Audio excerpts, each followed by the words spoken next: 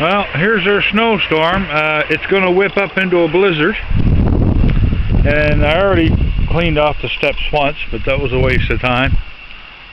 So the raccoons sensed this coming, so they came out last night. And they were here around 9:30 and again at 2:30 in the morning feeding. So they're way back to sleep again. So I'm getting out of here because I'm getting full of snow. Holy smokes. There. So, I was supposed to go to dinner today at my friend Ron's, but I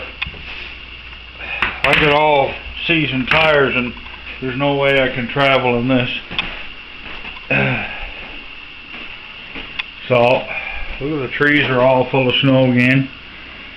So they were out here last night eating.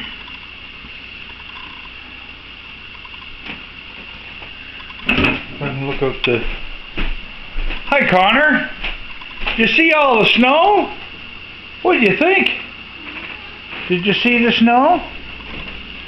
Alright, so I'm going to go in here and check out this window here. There's Charlotte. Hello, girl. So, as you can see, we have deer tracks. All the apples I put out are gone.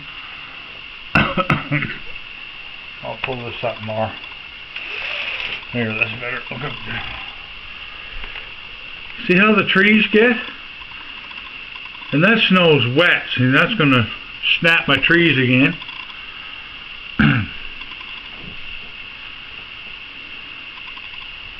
What are you doing, girl? What is it? Are you sleeping in Foola's bed, are you? Foola bought that for you.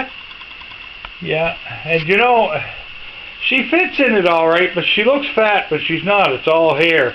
When I had her trimmed there this summer, she looked like a little kitten. Anyway, that's the story of the storm.